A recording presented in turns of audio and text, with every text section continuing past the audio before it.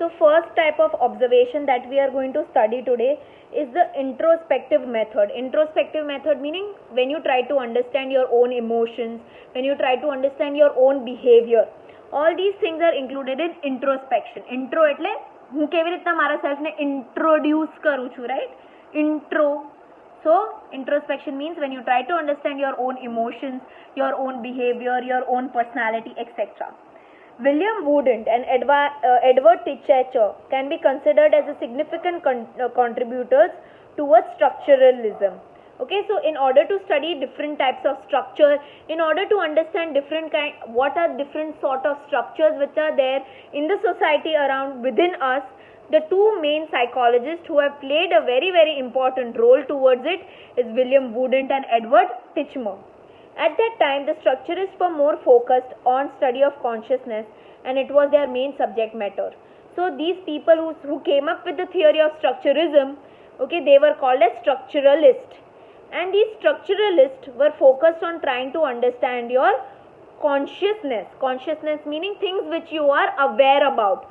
Unconscious is what? Things which you are not aware about. And semi-conscious means things which you may be kind of aware about and may be kind of not aware about. Okay, so they try to study consciousness or the things which you are aware about, and that was their main subject matter or main content of their study. Consciousness comprises of one's sensation, feelings, experience, image, etc. So what all things come in consciousness? Your sensations. Sensation meaning things you see, hear, speak, smell, taste, and you realize from that is called as sensation. Next is your feelings. How do you feel? What do you react? Your experiences. What kind of experience you had? Good, bad, normal. Your image. What kind of impression you have about things that are around you? That is image. For the study of consciousness process, the method which was mainly used by structuralism was the introspection or introspective method. Okay, so in order to understand consciousness, in order to understand what are the things which you are aware about, these structuralists used a method which was called as introspective method. Introspective method means to look within and observe one's own mental process is known as introspection. When you look within yourself, when you observe things which are happening around you, when you try to observe the mental process, when you try to observe your own mental process, when you try to observe what you are thinking, what you are feeling, what you are experiencing, all those things are called as introspection.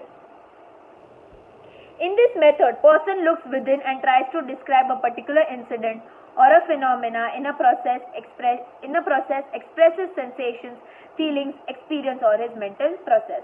So in this method, okay, the person describes what the person has felt, which phenomena did the person go through, what did he experience, what were his feelings, what were his emotions, what were the sensation, what did the person mentally process, etc.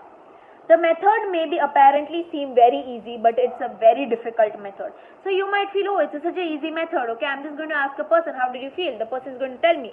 No, it's very difficult. Okay. The reason is the person has to be properly focused on the incident and then verbally describe it. What is it? That the person has to see a particular incident happening in his or her life, and he has to observe it very, very nicely. He has to observe it in detail and should also be able to tell another person what he or she has observed or what he or she has felt. So verbally એટલે બોલવાથી બી પર્સનને ઈ incident સરખી રીતના describe કરવો પડે તો જ તે introspective method is successful. The main crux of this method is to portray what type of intensity of feelings are experienced by the individual. So main crux or the main aim of this method is to understand what type of feelings is the person experiencing, what was the intensity of the experience.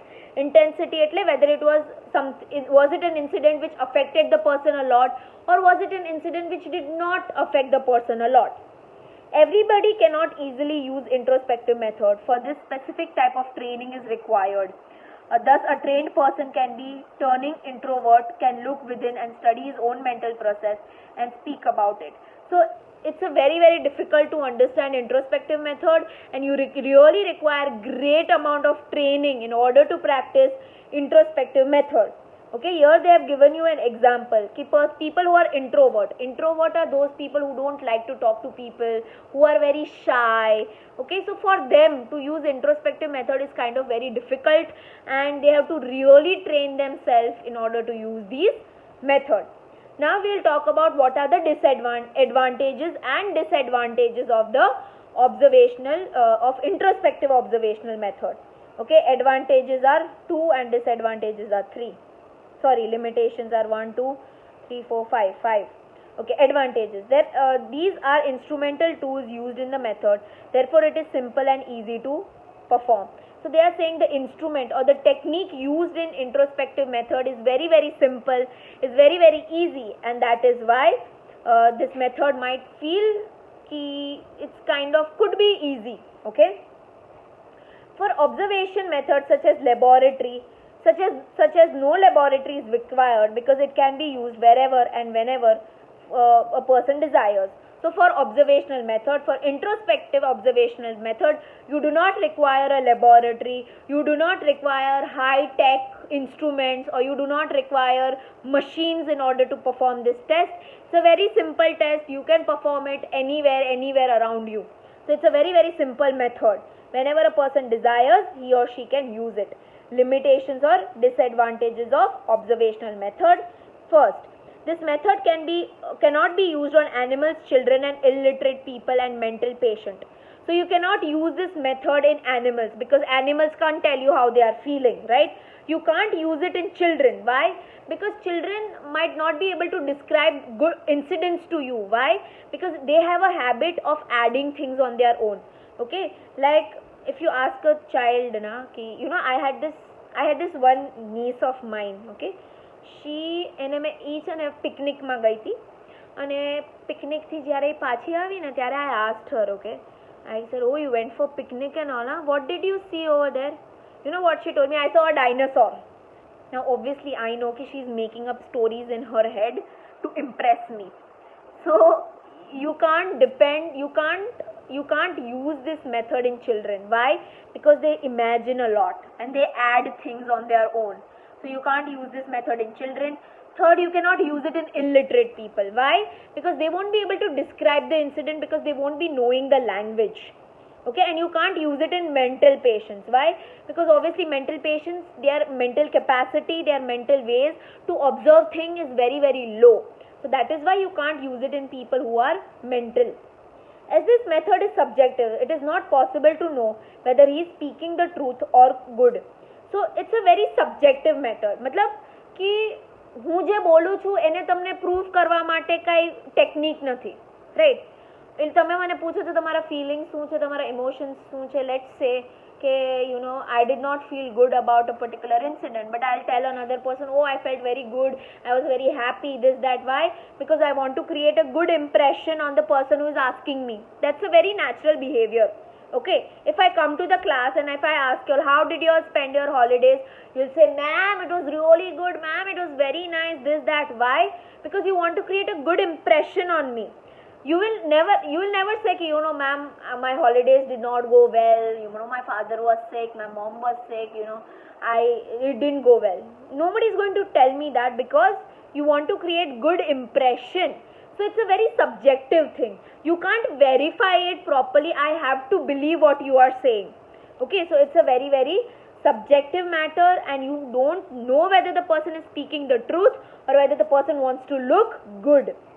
As this method is subjective, generalization based on it is not possible. Now what is generalization? Is a process wherein let's say कि मैं एक वस्तु experience करी, ई वस्तु मैं जे मने पूछतो, let's say I am the psychologist, okay, I have another person next to me, and let's say there was an incident of earthquake that happened. Okay, so I am asking different people what were their feelings, what were their emotions when they were experiencing earthquake. So what happened is, let's say 4 people felt something, the other 5 people might be feeling something else, the other 10 people might be feeling something totally different. So I can't generalize something. Generalize meaning कि બધા લોકો જ આવું feel કરશે. No, I can't say that. I can't say that everybody had difficulties during earthquake. Everybody did not get food during earthquake. Everybody had everybody's houses were affected during earthquake. No, I can't generalize like that in introspective method. Why? Because let's say 5 people said कि हमने तो कई experience જ નહોતી earthquakeમાં, અમારી life તો normal હતી, we did not experience anything. બીજા 5 જણા કહેશે અમારે ખાવાનાની પ્રોબ્લેમ થઈ ગઈ હતી, પાણીની પ્રોબ્લેમ થઈ ગઈ, અમારું ઘર પડી ગયું, હવે અમે શું કરશું, etc.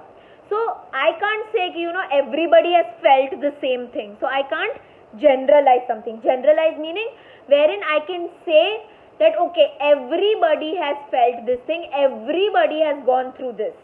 So I can't generalize something based on introspective method, because what few people feel is not the same as the other few people are going to feel.